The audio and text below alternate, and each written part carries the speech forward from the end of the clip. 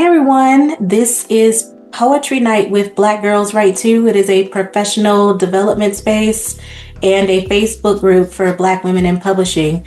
It is in association with Pink Pansy Publishing, which is a Christian lifestyle and publishing company. So first, we will introduce Miss Aliya. She is a poet. Miss Aliya, you have the floor. The title is Angry Black Girl. They call your crown nappy when really they're curls. Each coil represents every cycle around the world. Call our fashion ghetto, repackage it as retro, criticize our curves, then pay a surgeon to make theirs like yours. You're labeled aggressive instead of sweet, like chocolate for cocoa, you make the treat.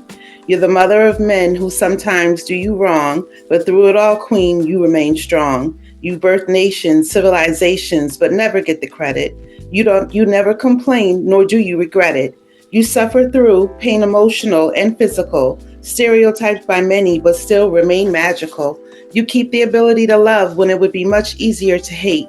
You remain optimistic of one day finding your soulmate. Giving up is not an option, and at times a fleeting thought, but the lessons aren't lost that past queens have taught. It's in your blood, it's automatic. We don't think strength, we just have it. Instead of being admired, we're seen as pragmatic. We're overlooked for our creativity, turning pain into song, telling stories of survival that get passed along. There is no award given or special holiday to celebrate Black women in any special way. There are many words to describe me, but angry isn't one. Spiritual, tenacious, or just plain fun.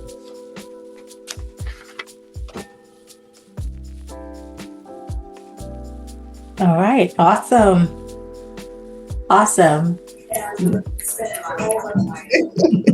Thank you. You're welcome. All right. Next, we have Denise. You have the floor. Okay, hello everyone. Thanks for vibing tonight. My pen name is Denise. I'm a multidisciplinary artist and founder of Imagine 7 Studios. I create across many forms: poetry, creative writing, children's books, illustrations, apparels, music, things of that nature. For me, art is a way to storytell and how we connect, heal, and imagine things way bigger than us.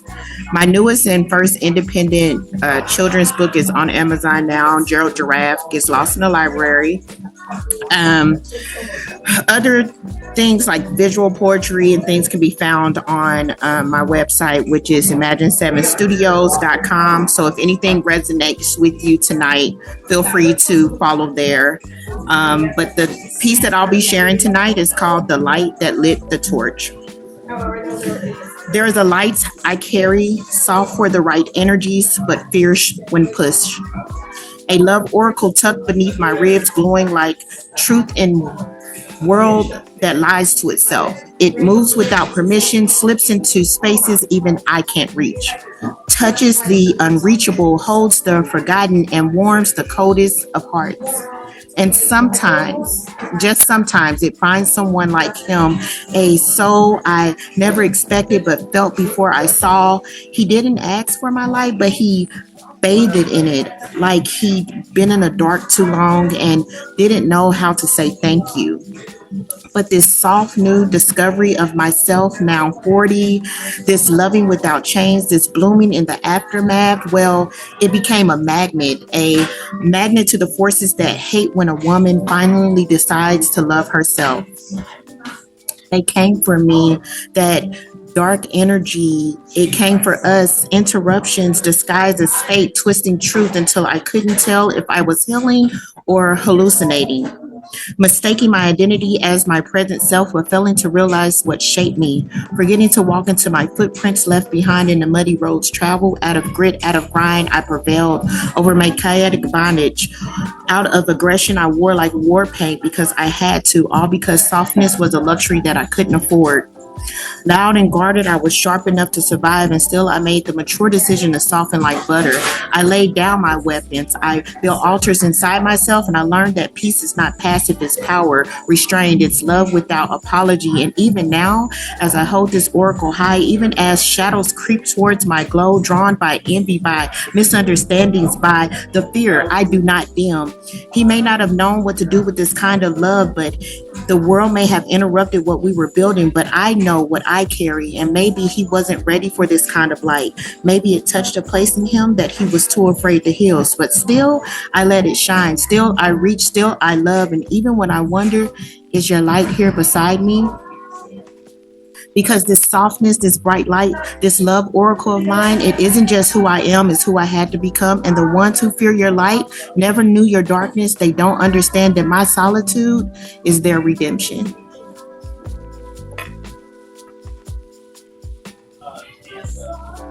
All right, that was lovely. Thank you. Thank you.